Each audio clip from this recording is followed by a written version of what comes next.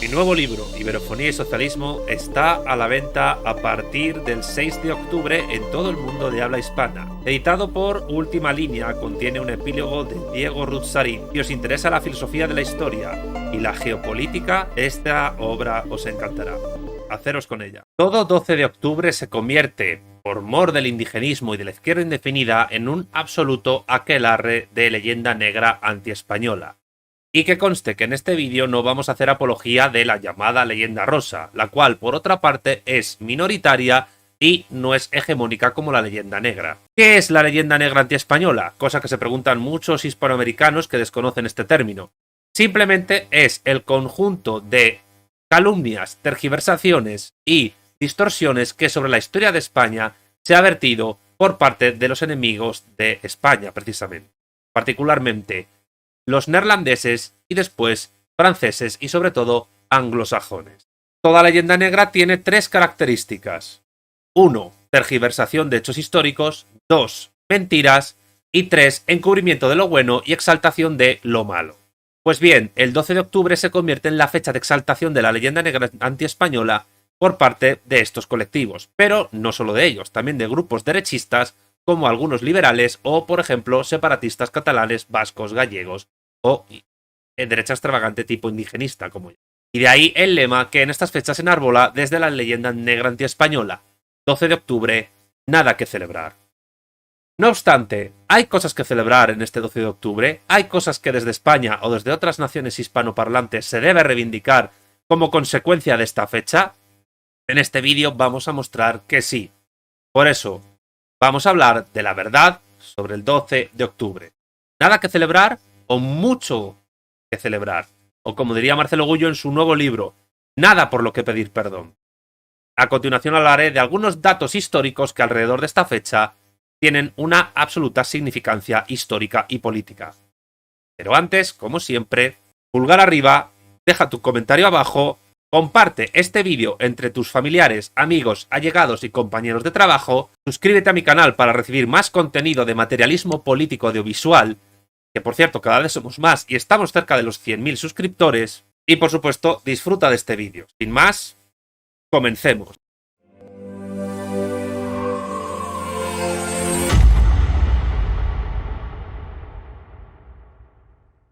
El 12 de octubre, como ya he dicho, y esto es políticamente incorrecto, hay mucho que celebrar y también mucho que conocer. El 12 de octubre, que fue Día de la Hispanidad, reconocido de manera oficial por primera vez por el presidente argentino Hipólito Yrigoyen, tiene una magnitud y una escala universales que implican pasado, presente y futuro. Frente a la hispanofobia y frente a la leyenda negra antiespañola, la verdad. Por tanto, en este vídeo vamos a hablar de datos históricos de lo que implica el 12 de octubre como fecha. Primero vamos con la cuestión importante de si España descubrió América o no.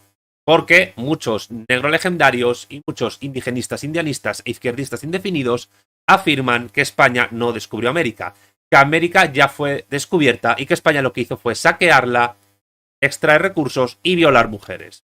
Pero primero, ¿qué es un descubrimiento? Y definir descubrimiento es importante para criticar estas estupideces. Seamos claros, el descubrimiento de América lo realizó España el 12 de octubre de 1492. Aunque América fue visitada por vikingos anteriormente, y esto es irrefutable, no la descubrieron. Un descubrimiento implica, por su importancia científica, dos contextos a la vez para catalogarlo como tal. Primero, el contexto de descubrimiento y segundo, el contexto de justificación. ¿Qué es el contexto de descubrimiento? El contexto de descubrimiento es el momento de hallazgo de algo.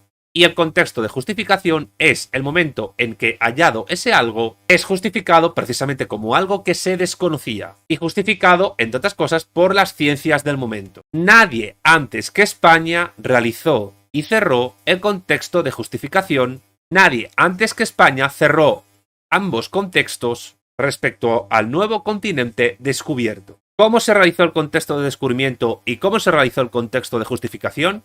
Vamos a explicarlo. El descubrimiento de América se realizó en un momento histórico nuevo en Europa, el del Renacimiento, el de su expansión comercial más allá de sus fronteras, que Portugal ya inició con éxito, pues fue la primera en acabar la reconquista contra el Islam en la península ibérica, y el del desarrollo de ciencias como la astronomía. Ya se sabía que la Tierra era esférica desde la antigua Grecia, y ya nadie sostenía a finales del siglo XV después de Cristo que la Tierra era plana.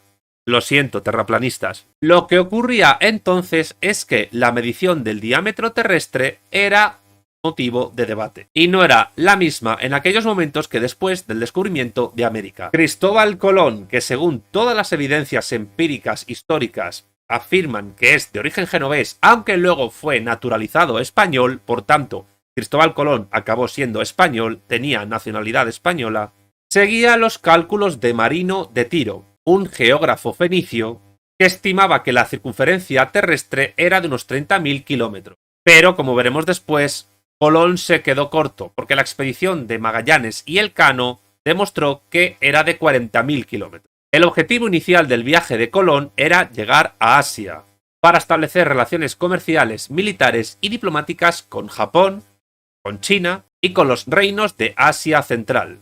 El motivo era que el Imperio Otomano había cerrado la ruta de la seda a nivel terrestre después de la caída de Constantinopla en 1453, que supuso el fin del Imperio Romano de Oriente y el inicio de la dominación turca de aquella región. Así pues, ¿qué es lo que pretendía España con el viaje de Colón? Tomar a los turcos por la espalda, cercarlos geopolíticamente y conseguir, mediante alianzas con los estados del Lejano Oriente y de Asia Central, presionar a los turcos para que estos pudieran abrir el comercio al Mediterráneo. Pues para entonces el Mediterráneo estaba dividido en dos: la zona de influencia islámica en el sureste y la zona de influencia cristiana católica en el noroeste. Por tanto, no se hubiera dado el descubrimiento de América por parte de España en 1492 sin la caída del Imperio Romano de Oriente y la caída de Constantinopla, después Estambul, en el año 1453. Con 3 carabelas que salieron del puerto de Palos, en Huelva, España, siendo esas 3 carabelas la Pinta, la Niña y la Santa María, ellas llegaron a tierra en el día de hoy, 12 de octubre, pero del año 1492. Es decir, hace 530 años. Y esto tras meses de incierta navegación. Colón realizó 3 viajes más con posterioridad. En 1494, Colón fundó la Isabela, en la isla de la Española, ocupada actualmente por los estados soberanos de Haití y de la República Dominicana. Esta fue la primera ciudad española levantada en el nuevo continente. En su 4º viaje, Colón llegó a la actual ciudad venezolana de Macuro, es decir, la primera vez que los españoles pisaron América continental. En ese mismo viaje, Colón descubrió la desembocadura del río Orinoco. Al llegar al actual Panamá en uno de sus viajes, los indios le dijeron a Cristóbal Colón que andando 9 kilómetros hacia el sur divisaría otro mar, pero Colón no quiso seguir la ruta a pie que los indios le indicaban, porque él buscaba una ruta marítima, convencido de que la habría. No obstante, años después, en el año 1513, el extremeño español Vasco Núñez de Balboa cruzó el Istmo de Panamá y descubrió el hoy conocido como Océano Pacífico. El Océano Pacífico, después de la expedición de Magallanes y Elcano, que supuso la primera vuelta al mundo efectiva, demostrando de manera efectiva, empírica, la esfericidad de la Tierra mediante su circunnavegación, estableció una serie de impresionantes rutas comerciales y también exploratorias que con el tiempo conllevó que ese océano fuese llamado el Lago Español. Y este es el contexto de descubrimiento. Ahora vamos a la segunda parte absolutamente importante del asunto, que es el contexto de justificación. ¿Por qué era necesario un posterior contexto de justificación? Por lo menos a nivel geográfico, etnográfico, biológico, astronómico y cartográfico, porque el descubrimiento se dio en todos esos ámbitos, por el importante motivo siguiente. Colón murió pensando o bien que había llegado al Japón, o bien que había llegado al paraíso terrenal. Pero fue Américo Vespucio, navegante de origen florentino y al igual que Colón naturalizado español, es decir, que también tenía la nacionalidad española,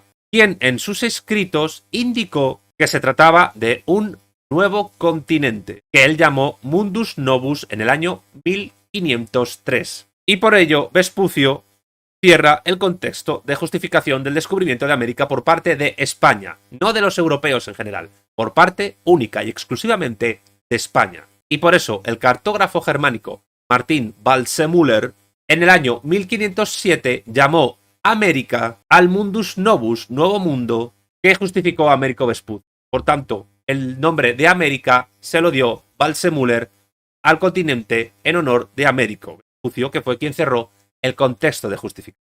Esto lo hizo en el mapa conocido como Universalis Cosmographia. Ya se supo que había un continente más, el Nuevo Mundo, América. Ya se sabía que el diámetro de la Tierra era mayor del que se pensaba.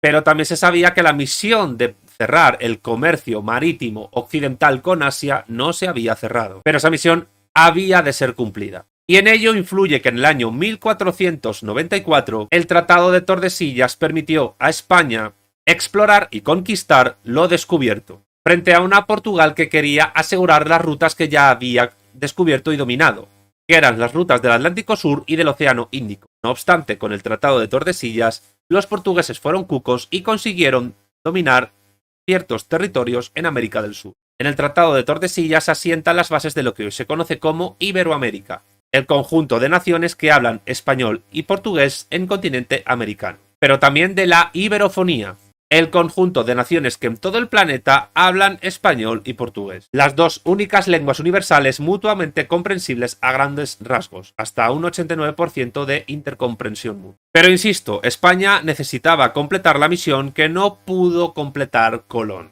De ahí que encargara al navegante portugués, también naturalizado español, Fernando de Magallanes, es decir, Fernando de Magallanes era español, el encontrar la salida marítima al nuevo océano que había descubierto Vasco Núñez de Balboa, el Océano Pacífico. Y Magallanes lo logra a través del estrecho que hoy lleva su nombre, cerca de Tierra de Fuego, en América del Sur, pero lo logra muriendo posteriormente en Manila. La misión al final sería completada por el español Juan Sebastián Elcano, el cual, por cierto, fue el que tomó la determinación de volver por Occidente, es decir, el volver demostrando la esfericidad de la Tierra de manera empírica a través de su circunnavegación. Por tanto, no fue Magallanes, sino Juan Sebastián Elcano el que tomó la decisión importantísima y trascendental de dar la vuelta al mundo. Pues bien, contexto de descubrimiento, contexto de justificación y circunnavegación de la Tierra por primera vez en la historia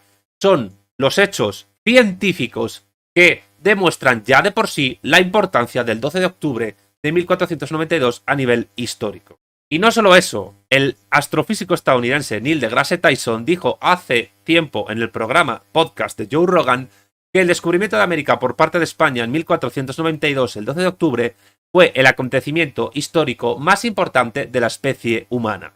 ¿Por qué motivo?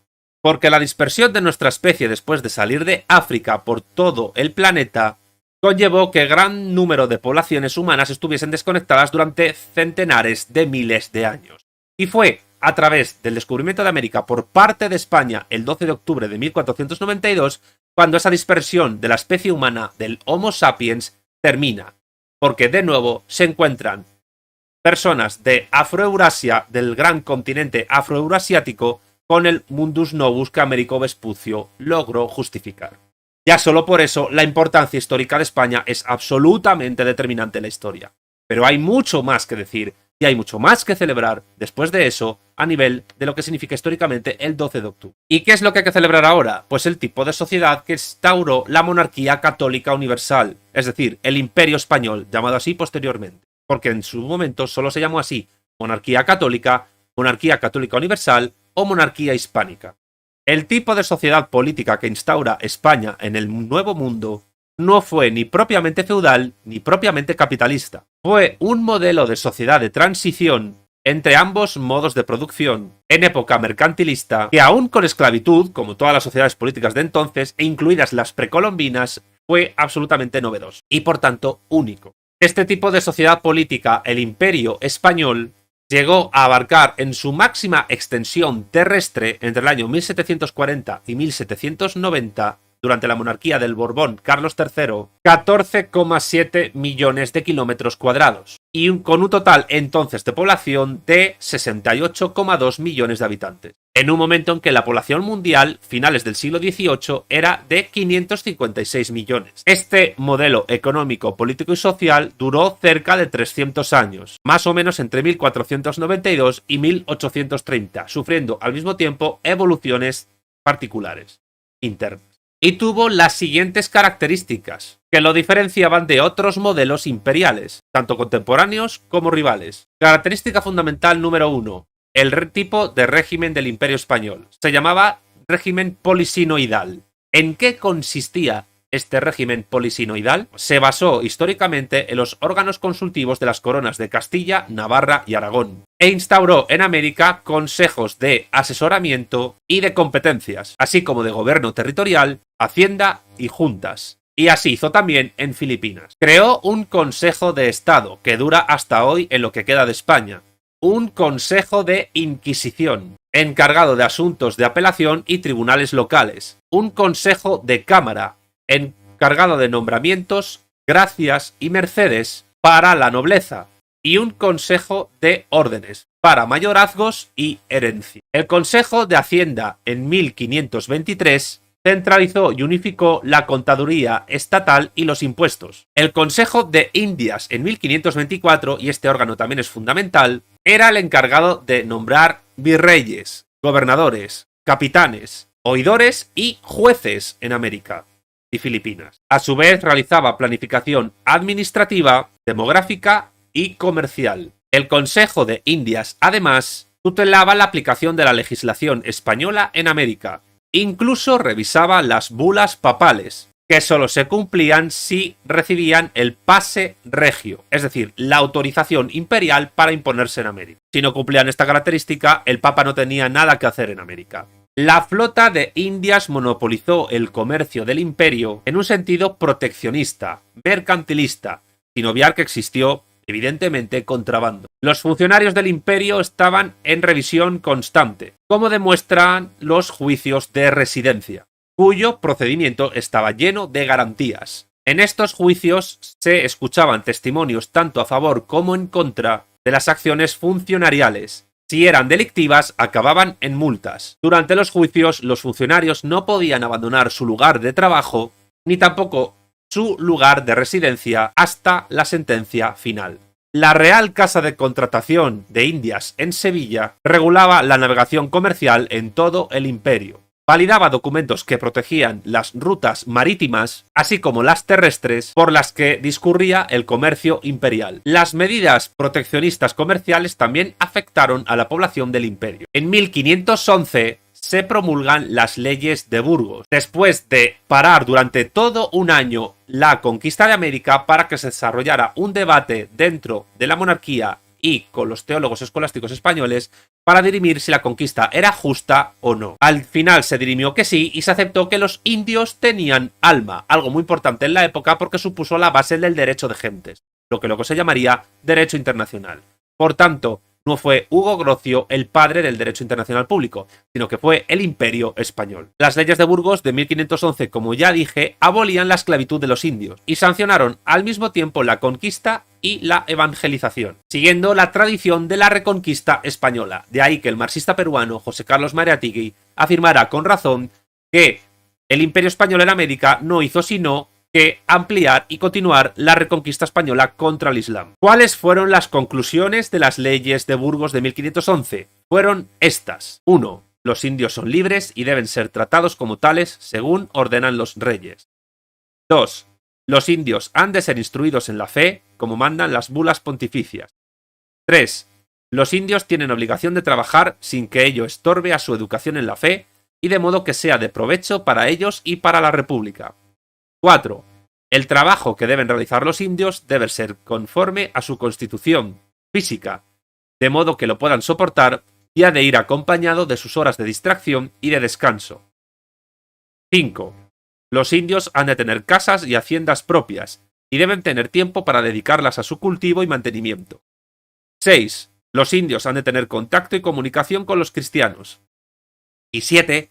Los indios han de recibir un salario justo por su trabajo. Estas medidas de las leyes de Burgos se tomaron con Carlos I como emperador. el primer rey de la Casa de los Austrias, de los Habsburgo. Los indios eran súbditos de pleno derecho, al igual que los españoles peninsulares ibéricos, de la corona, y por tanto eran iguales a los españoles en todo el imperio. Podían moverse con total libertad por el territorio imperial sin ser molestados. Para garantizar esto se establecieron dos instituciones históricas, el requerimiento y la encomienda. El requerimiento era un texto que debía leerse en voz alta por los conquistadores a las asambleas y autoridades indoamericanas, como procedimiento para exigirles convertirse en súbditos del imperio, y por tanto de las leyes españolas, y colaborar con las autoridades en tareas económicas y administrativas. La encomienda, de origen medieval en Castilla y Aragón, era la obligación de tributo en trabajo o especie para disfrutar de un bien o prestación. Esto permitió a los indios trabajar en minas a cambio de un salario, y duraba solo un tiempo determinado, no era de por vida. No obstante, el requerimiento y la encomienda acabaron siendo abolidos. ¿Por qué? Entre otras cosas por los abusos iniciales en las minas americanas. Los abusos iniciales en las minas hacia los indios fueron denunciados por el gobernador Nicolás de Obando, que consiguió que los indios pudieran ser convertidos sin ser explotados en las minas, que a su vez se les consagrara en los pueblos y ciudades, y que se fomentaran los matrimonios interraciales, tal y como pidió en su testamento Isabel I de Castilla, también conocida como Isabel la Católica, porque hay que decir que ante los abusos iniciales de Colón en las islas conocidas como Antillas Españolas primero, fueron los propios reyes católicos, la propia Isabel la Católica, la que consiguió encarcelar a Colón para que pagara por sus abusos. Y por tanto, la madre del mestizaje hispanoamericano no es otra que Isabel la Católica. Y Nicolás de Obando no hacía más que seguir lo que Isabel la Católica había pedido. Con Obando, la encomienda dejó de ser perpetua, como ya dije antes, y empezó solo a durar 2 años. Esto permitió centralizar el trabajo en las ciudades, con lo que la economía ganadera y agrícola empezó a depender del comercio urbano. A su vez, esto permitió tener una base urbana que consiguió luego realizar la evangelización completa del continente. Evangelización en sentido católico. Por cierto, si hay gente que pretende comparar los sacrificios humanos y el canibalismo de, por ejemplo, los aztecas o los incas y otros pueblos con las evangelizaciones, en algunos casos supuestamente forzosas, está completamente desubicado. Porque comparar comerse a alguien con convertirle al cristianismo es, entre otras cosas, bastante ridículo. Es bastante ridículo. Porque bautizar a una persona no es lo mismo que comérsela, o desollarla, o descuartizarla. Pero bueno, en su momento ya dedicaré un vídeo a la verdad sobre los aztecas. Pero sigamos con el contenido del vídeo de hoy. En 1548 se produjo una importante revuelta de encomenderos en el Virreinato del Perú, en América del Sur. Los que lideraron aquella revuelta fueron condenados a muerte, entre ellos Fernando Pizarro, hermano de Francisco Pizarro, el conquistador que sometió al imperio inca. Para que veamos que el peso de la ley también recaía sobre las personas que abusaban sobre los indios. Esto obligó a una mejora de las leyes ya implantadas. Por ello, en 1548, las leyes de Burgos son mejoradas por las entonces llamadas leyes nuevas, impulsadas también por Carlos I. Se revisan las encomiendas y son otorgados más derechos a los indios. Obando es además el impulsor del llamado modelo obandino, un modelo de organización de la arquitectura y la urbanización en las ciudades, basado en la organización urbana del Imperio Romano. El modelo obandino poblaba nuevos territorios, promocionaba el desarrollo urbano, estimulaba el mestizaje sexual en las ciudades y no se produjo mayoritariamente por violaciones. También promocionó la elección de alcaldes y corregidores a nivel local y la promoción social basada en el mérito personal. En el modelo obandino, las calles eran rectas, las manzanas cuadradas o rectangulares y se unificaban siempre en la llamada Plaza de Armas, una plaza mayor también cuadrada basada en el viejo foro romano, que sería el centro de la vida urbana en las grandes ciudades del Imperio Español en América. A un lado de la plaza estaba la catedral y al otro lado de la plaza estaba el cabildo.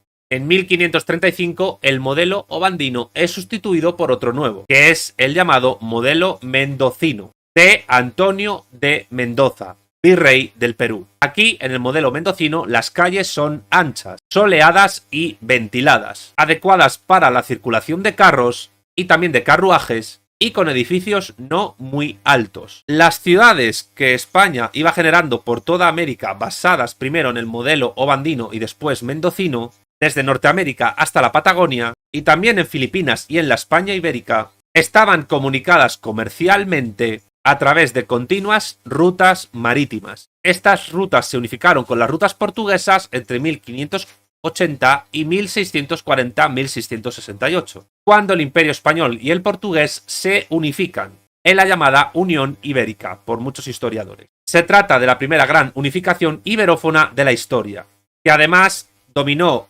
mediante el seguimiento de ese modelo económico proteccionista que ya he descrito, los océanos Pacífico, Atlántico Sur e Índico, mediante el mare clausum, es decir, la apropiación del mar por parte de estos imperios que prohibía, aunque no evitó el contrabando, que prohibía, repito, la navegación de esos océanos por parte de imperios rivales.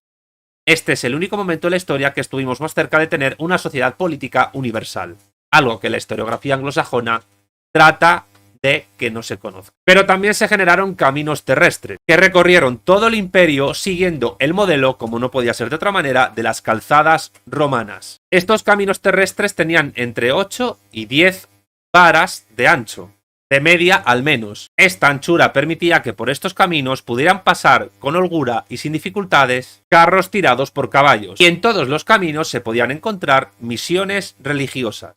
Estos caminos comunicaban aldeas, pueblos y ciudades, y además permitieron la comunicación sanitaria entre los numerosos hospitales que España generó en América.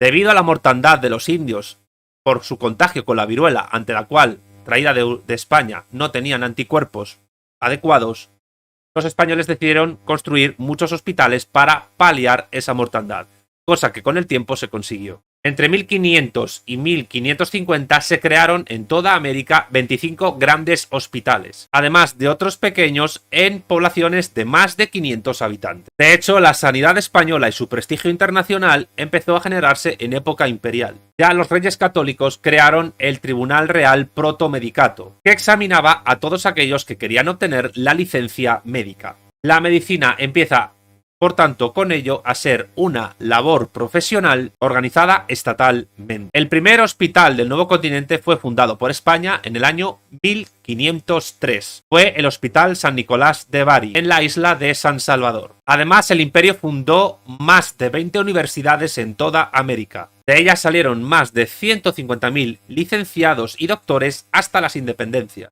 Y en ellas, además, se estudiaron y codificaron por primera vez en la historia todas las lenguas indígenas americanas prehispánicas. Es decir, que fue el Imperio Español, fue España el que permitió que actualmente se conocieran todas las lenguas precolombinas. De norte a sur del imperio, las universidades que se fundaron fueron las siguientes: la de San Jerónimo, La Habana, en 1728, la de Santiago de la Paz y de Gorjón, en Santo Domingo, en 1558, la de Guadalajara, en 1792, la de Mérida, en 1624, la de México, en 1551, sobre la cual se construye la actual Universidad Nacional Autónoma de México, la prestigiosa UNAM, la de San Carlos Borromeo, en Guatemala, en 1676, la de Santo Tomás de Aquino, en Santo Domingo, en 1538, la de Santa Rosa de Lima, en Caracas, en 1721, la de Mérida, en 1810, la de Santo Tomás de Aquino, en Bogotá, en 1580,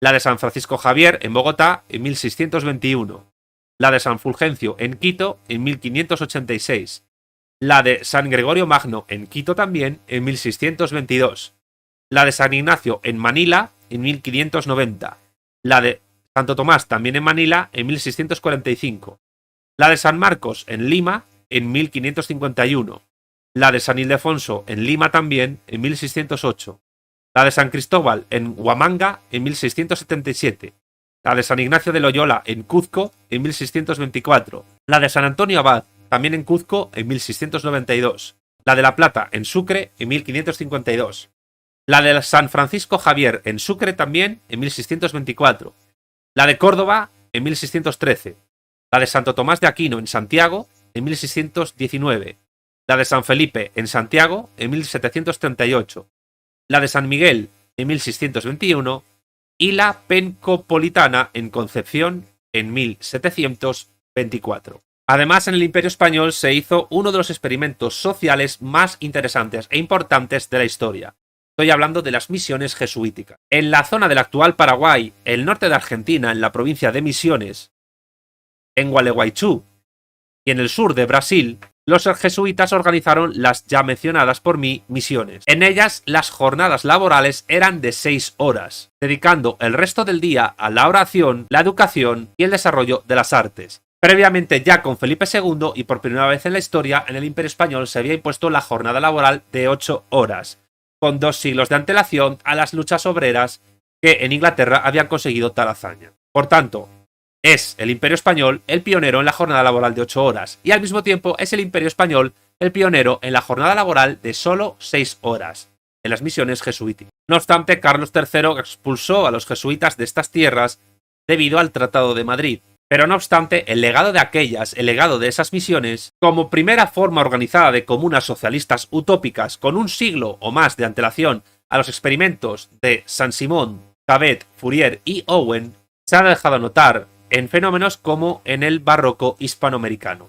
Sobre la cuestión de las misiones jesuíticas, quizás deba elaborar un vídeo aparte. Y lo que voy a decir es tremendamente importante y va a chocar a muchos, pero el Imperio Español nunca fue colonial, pues su gobernación era directa y no indirecta. No se hacía a través de feitorías o factorías como hicieron portugueses o británicos, sino a través de la fundación de ciudades y de gobernaciones en el interior continental americano. En todo caso, el cambio hacia un modelo más cercano al colonial se dio sobre todo a partir de finales del siglo XVIII, pero no antes. No obstante, incluso en aquellos momentos históricos del Imperio Español, los rasgos diferenciadores con otros imperios eran enormes y muy notables, como pudo comprobar Alexander von Humboldt. Humboldt, geógrafo, científico y explorador de origen alemán, que en su día trabajaba incluso para el Imperio Británico y Estados Unidos como espía, cuidado con esto, escribió en 1800 un notable ensayo titulado Ensayo político del Reino de la Nueva España, sobre la vida en el virreinato de la Nueva España, que luego sería, tras su independencia, pero muy recortado territorialmente,